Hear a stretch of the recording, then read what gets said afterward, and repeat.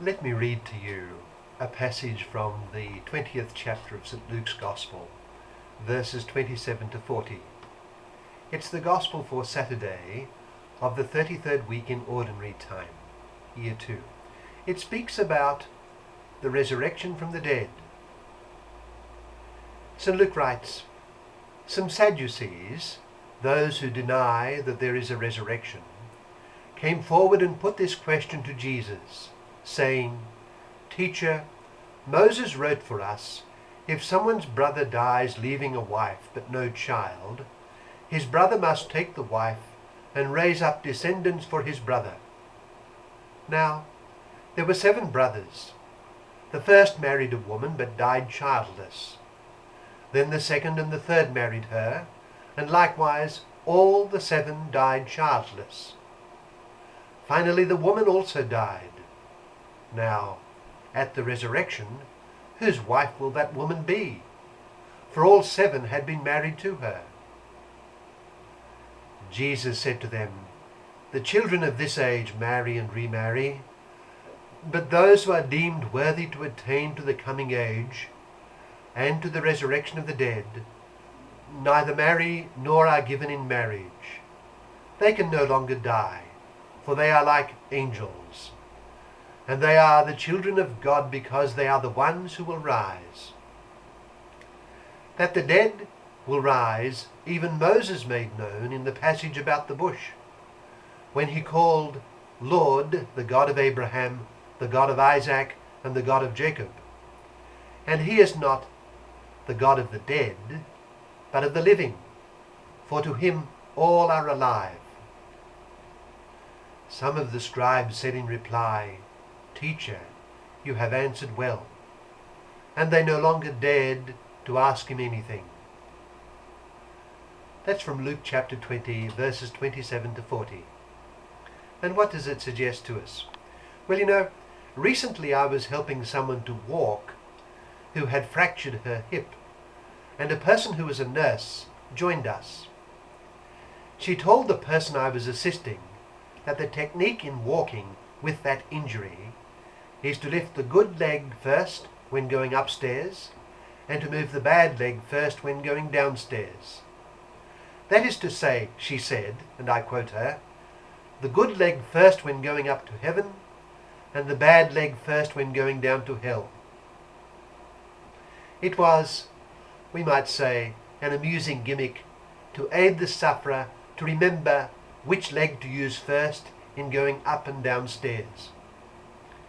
But then, when I was visiting a rehabilitation centre elsewhere in Sydney for those who had fractured hips and other parts of the body, I happened to be accompanying a person who was recovering there, and the physiotherapists explained the same thing with a genial smile.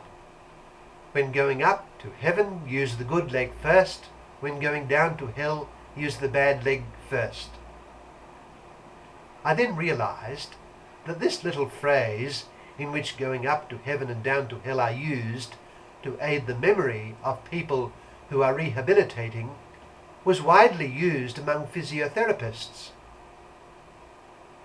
That in turn reminded me of how elements of Christian doctrine are embedded in much of popular culture. Everyone knows of heaven and hell, and that heaven is up, as it were, and hell is down, as it were, even if they do not organize their lives in accord with these awesome doctrines. The therapists use it, in this instance, as a memory aid for walking with a fractured hip. I mention this in passing to illustrate how accustomed we have become to these elements of Christian teaching, which is to say, Christ's teaching. At least at a notional level, even if we do not have much realization of the matter, we accept the fact of an afterlife and the fact of heaven and hell, and therefore of a resurrection. Now, the surprising thing is that there are many religions in which this is a very shadowy issue.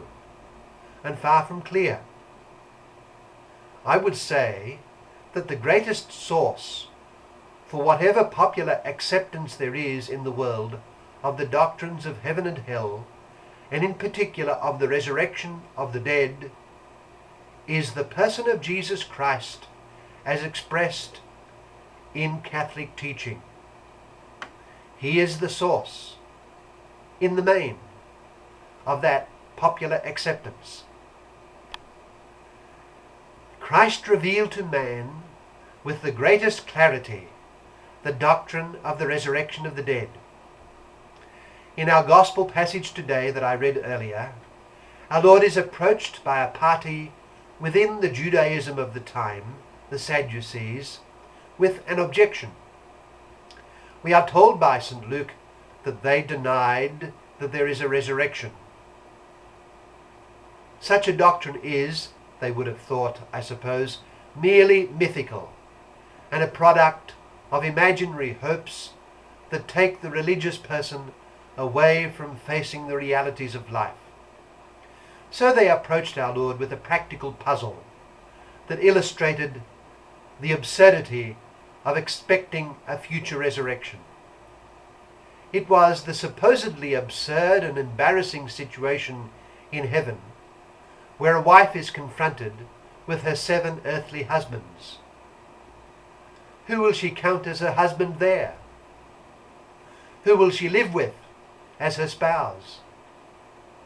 Our Lord dismissed the objection by pointing out that in heaven people do not live as husband and wife.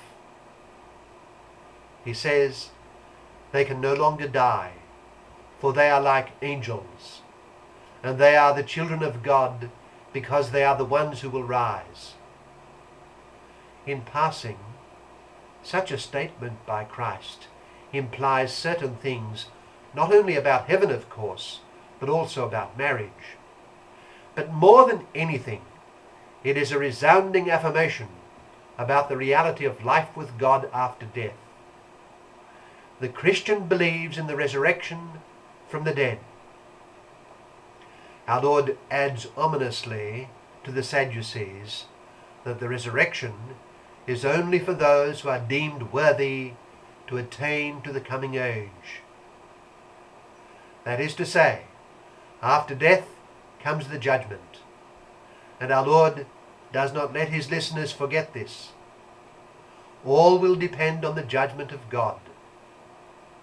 Following this judgment, those deemed worthy to attain the coming age and the resurrection of the dead will pass to life everlasting. For those not judged worthy to attain it, there will be everlasting death. The Sadducees were very much mistaken in their denial of the resurrection, our Lord said. They did not appreciate the unlimited power of God, nor did they know the Scriptures. And our Lord proceeds to quote the words of Yahweh God, implying the fact of the resurrection. Let us think often and much of the doctrine of the resurrection from the dead. More than anything, let us so live as to be judged worthy of it. We shall be worthy of it if we take our stand with Christ and live according to his way and in a manner pleasing to him. He is the way, the truth, and the life, and he will come again to judge the living and the dead. Of his kingdom there will be no end. So then, let our whole life be lived in the light of these great facts.